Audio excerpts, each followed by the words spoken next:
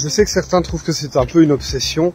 Ça l'est, dans le sens où effectivement je suis obsédé par toutes ces questions de faux rebelles, de désinformation, de genre d'influx voleurs aussi, hein, puisque ces gens, Olive, Gabin de Vécu, les BAM, les Kairos, c'est tous des gens qui ont profité, qui profitent en fait de la misère, qui profitent de la colère, qui profitent d'une, parfois d'une légitime colère, d'une légitime défiance d'un certain système, pour en fait niquer les gens et les arnaquer. Parce que je suis désolé, tous ces gens servent à que dalle. Tous ces gens n'ont qu'un seul objectif, c'est de récupérer une colère afin de pouvoir améliorer leur confort personnel. Olive, c'est pareil.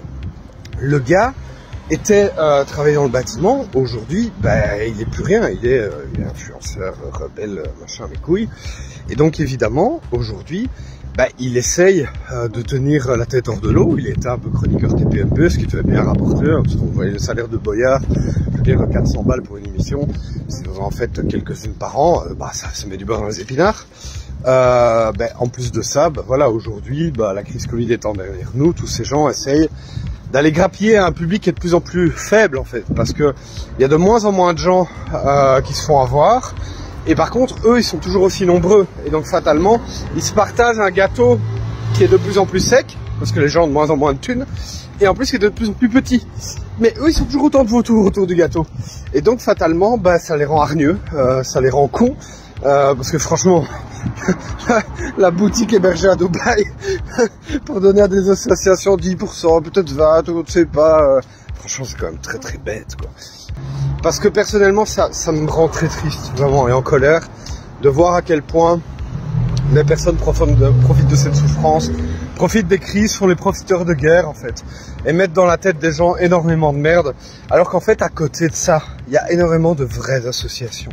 Il y a des partis politiques, il y a des groupements de personnes, il y a des mouvements sociaux réels qui, eux, essayent vraiment de faire bouger les choses et ne sont pas juste là pour avoir une personne qui va tirer la couverture à lui.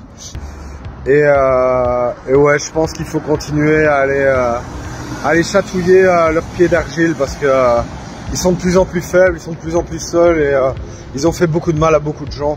Et ils ont mis beaucoup de merde dans la tête de beaucoup de gens, ils ont escroqué beaucoup de personnes qui n'allaient pas bien, qui étaient des personnes en souffrance.